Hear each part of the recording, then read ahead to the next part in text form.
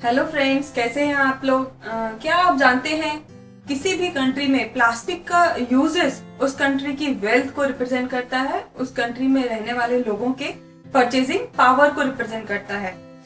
साथ ही साथ प्लास्टिक के ज्यादा यूजेस से बढ़ते हुए यूजेस के चलते हमें उस प्लास्टिक को रिसाइकिल करने की भी जरूरत पड़ती है।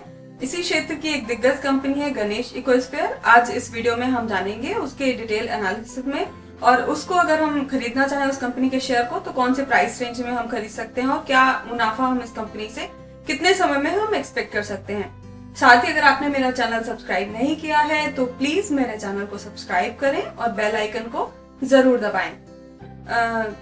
अगर आप रिसेंटली मार्केट में देखें तो हम कहीं ज्यादा प्लास्टिक की बॉटल्स, चाहे वो कुकिंग ऑयल हो, चाहे शैम्पू की बॉटल्स हो या कोल्ड ड्रिंक की बॉटल्स हो, इवन पानी की बोतलें देखें तो आज के मार्केट में, इंडियन मार्केट में कहीं ज्यादा हमें देखने को मिलती हैं। अगर आप पहले से तुलना करें तो पहले कोल्ड ड्रिंक भी हमारे कांच की बोतलों में आता था, अगर आपको याद हो, और कोल्ड ड्रिंक पीने के बाद हम वो बॉटल वापस देते थे दुकानदार को और वो कंपनी को वापस चली जाती थी। ये एक कॉस्ट इफेक्टिव वे था कंपनीज के लिए। पर धीरे धीरे कंपनियों ने प्लास्टिक की बॉटल्स को इंट्रोड्यूस किया मार्केट में, जो कि उनके लिए थोड़ा महंगा पड़ा, पर अल्टीमेटली इसके लिए पैसा तो कस्टमर की जेब से ही जाता है। तो जब हमारी परचेजिंग पावर बढ़ी तो हमारी कंट्री में भी प्लास्टिक का यूज थोड़ा ज्यादा होने लगा पहले की तुलना में।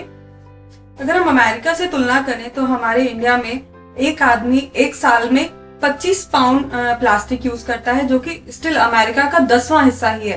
तो हम अमेरिका से 10वां हिस्सा प्लास्टिक यूज करते हैं, क्योंकि जाहिर सी तौर पे हमारी इकोनॉमी भी अमेरिका के बराबर की इकोनॉमी नहीं है। अभी हमारी इकोनॉमी ग्रोइंग इकोनॉमी है और उसी के साथ प्लास्टिक का यूजेस हमारी कंट्री में बढ़ रहा है। तो इसी के साथ प्लास्टिक को रिसाइकलिंग की भी जरूरत पड़ती है। तो उसी की एक दिग्गज कंपनी है गणेश इकोस्फेयर। आज हमारी कंट्री में रिसाइकलिंग की इंडस्ट्री 3500 करोड़ की पहुंच चुकी है, जो कि एक अच्छा बड़ा अमाउंट है। प्लास्टिक का यूजेस ज्यादा मार्केट में इसलिए हो रहा है क्योंकि ये लाइट वेट होती है, वर्सेटाइल होती है, ड्यूरेबल होती है। कांच की तुलना में आप देखेंगे तो प्लास्टिक की बोतल कहीं ज्यादा हमारे घरों में भी रीयूज हो जाती है, टूटती नहीं है। कुछ अलग ही फायदे हैं प्लास्टिक की बोतल्स के, लेकिन साथ ही ये एक चैलेंज भी बन गया है आज हमारे लिए कि जो प्लास्टिक की बोतल है अल्टीमेटली अगर इनको रिसाइकल ना किया जाए तो ये एनिमल्स के लिए हानिकारक है। मरीन में कई बार आप अगर जानते हो तो इन बॉटल्स को समुद्र में डंप कर दिया जाता है, तो वो हमारे जो समुद्र के जीव जंतु हैं उनके लिए हानिकारक होती हैं और हमारी फ्यूचर जनरेशन के लिए भी ये हानिकारक है। इसलिए जरूरत है कि इनको हम अच्छे से रिसाइकल करें। तो रिसाइकलिंग के लिए गवर्नमेंट हमारी काफी जोर भी दे रही है। अगर आप डेवलप्ड कंट्री में देखेंगे तो वहां पे रिसाइकलिंग को कहीं ज्यादा इन्फोर्स किया जाता है, वहां पे लोग ज्यादा शायद रिसाइकल भी करते हैं। पर हमारे इंडिया में भी बहुत अच्छी रिसाइकलिंग होती है। 70% के अराउंड लगभग प्लास्टिक हमारे यहाँ रिसाइकल हो जाती है। 900 किलो टन जो एनुअल प्लास्टिक है, पेट बॉटल्स जो है एनुअली, अभी हमारे रिसेंटली एक ईयर में सर्वे किया गया तो 900 किलो टन की पेट बॉटल्स थी। उसमें से 65% की जो बॉटल्स हैं वो रिसाइकल्ड हुई रजिस्टर्ड फैसिलिटीज से। जैसे कि कई कंपनियां हैं जो कि ऑर्गेनाइज सेक्टर में आती हैं और वो इन्हीं बॉटल्स को या प्लास्टिक को रिसाइकल करती हैं। तो लगभग 65% का प्लास्टिक वहां रिसाइकिल हुआ। 15% का जो प्लास्टिक है वो अनऑर्गेनाइज सेक्टर के पास गया, और जबकि हमारे घरों में लगभग 10% का प्लास्टिक रीयूज हो गया। और अगर हम इसी में गणेश इकोस्फेयर एक कंपनी है जो कि प्लास्टिक को रिसाइकिल करती है और एंड प्रोडक्ट बनाती है। बेसिकली ये टेक्सटाइल बनाती है प्लास्टिक के बॉटल्स को रिसाइकिल करके। ये कंपनी 1987 में शुरू हुई थी और ये रिसाइकलिंग के बिजनेस में 1995 में आई थी। तो 1995 के बाद से ये कंटिन्यूसली इसी बिजनेस में है। ये पॉलिस्टर स्टेपल फाइबर और रिसाइकल्ड स्पून यार्न बनाती है। इनके यूजेस मैं आगे आपको इस वीडियो में बताऊंगी कि इनके कहाँ यूजेस होते हैं और क्या इसे मुनाफा ये कंपनी कैसे कमाती है। इस कंपनी का जो मेनली बिजनेस करने का तरीका ये है कि ये कंपनी इसके कलेक्शन सेंटर्स हैं पूरी भारत में। 20 से ज्यादा के इसके कलेक्शन सेंटर्स हैं और ये वहां से प्लास्टिक बॉटल्स जो कि इसका रॉ मटेरियल है उसको कलेक्ट करती है। कलेक्शन सेंटर्स पे ये उनको कंप्रेस करती है और बिल्कुल छोटे छोटे क्यूब्स में ये उन प्लास्टिक बॉटल्स को कन्वर्ट करने के बाद ये ट्रांसपोर्ट करती है। इसका जो मैन्युफैक्चरिंग यूनिट है वो भारत में 3 जगह पर है, कानपुर, रुद्रपुर और बिलासपुर। ये उन 3 जगह पर फिर उन बॉटल्स को रिसाइकिल करके एंड प्रोडक्ट्स बनाती है अपने, जैसे कि आप देख सकते हैं पिक्चर में रिसाइकल्ड पॉलिस्टर स्टेपल फाइबर। ये एक अगर आप देखें आजकल हमारे पिलो में कॉटन नहीं भरा जाता, कॉटन के जगह पर एक अलग ही तरह के मटेरियल भरा जाता है, वो जो ज्यादा सॉफ्ट हमें महसूस होता है।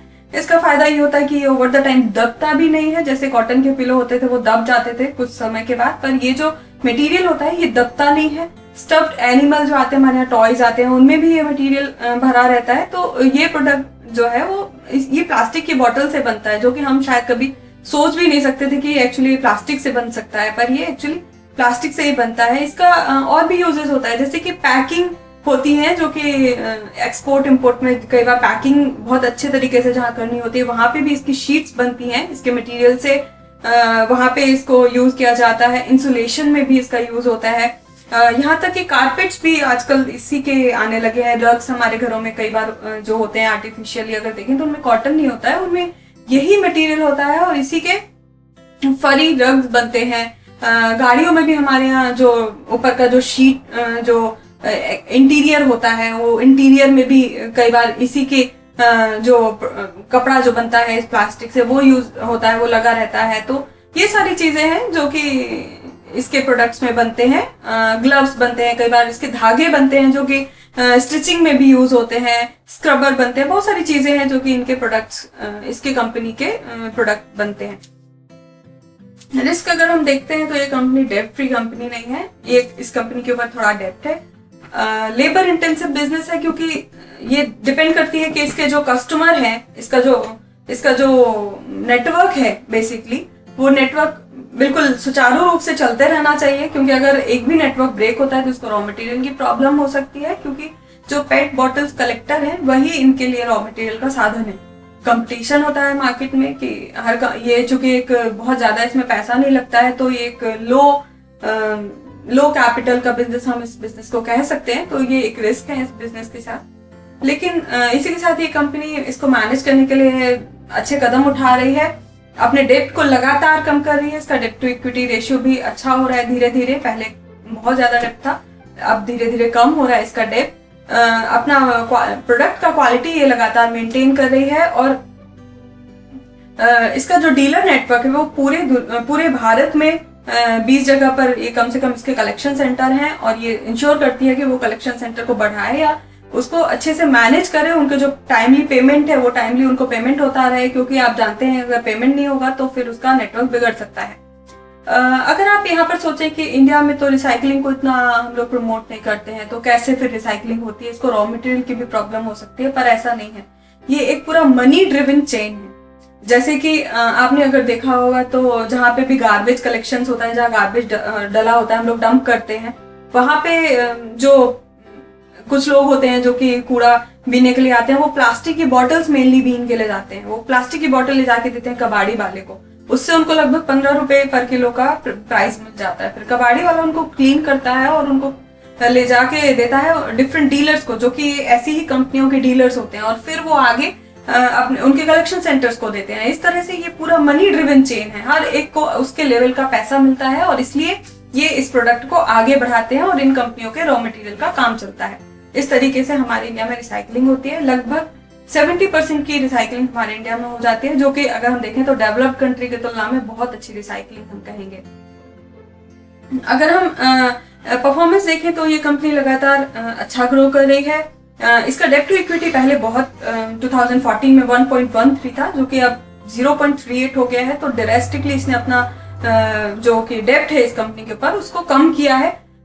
इसका नेट प्रॉफिट मार्जिन लगभग 4.65% का है, तो बहुत अच्छा नेट प्रॉफिट मार्जिन तो नहीं कहेंगे, पर हाँ ये कंपनी आगे आने वाले समय में अच्छा परफॉर्म कर सकती है। धीरे धीरे इसका नेट प्रॉफिट मार्जिन अच्छे ट्रैक पर आ सकता है। रिटर्न ऑन कैपिटल एम्प्लॉयड इसका 2018 में 15.45% का रहा। अच्छा रिटर्न ऑन कैपिटल एम्प्लॉयड अगर आप देखें पिछले 2014 से 2018 की तुलना में, तो ये ग्रो हुआ है, 11 की तुलना में 15 पे आ गया है, तो अच्छा हुआ है। कंपाउंडेड एनुअल ग्रोथ रेट अगर हम देखते हैं पिछले 5 सालों में, तो लगभग 12% का रेवेन्यू ग्रोथ और नेट प्रॉफिट में लगभग 8% का रेवेन्यू ग्रोथ इस कंपनी ने हमें दिया है।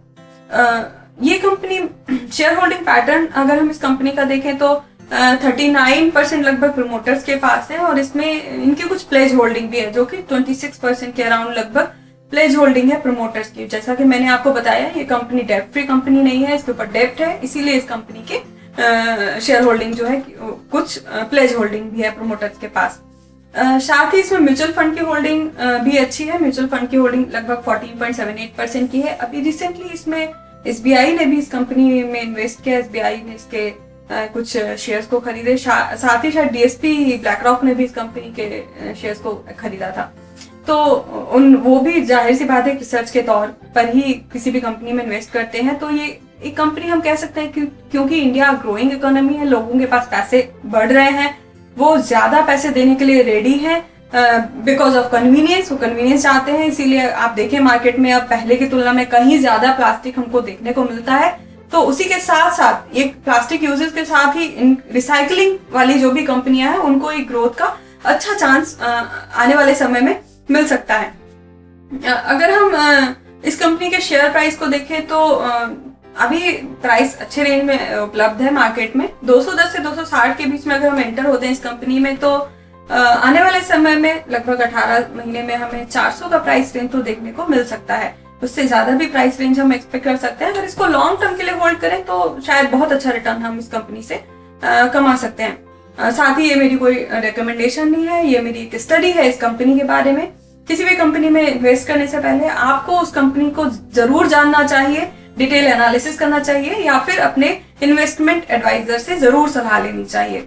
अगर आपको मेरा वीडियो अच्छा लगा हो तो प्लीज लाइक, शेयर और सब्सक्राइब करना ना भूलें। साथ ही साथ कमेंट में हमें ये जरूर बताएं कि आप और क्या जानना चाहते हैं और आपको इस कंपनी के बारे में पढ़कर या जानकर कैसा लगा।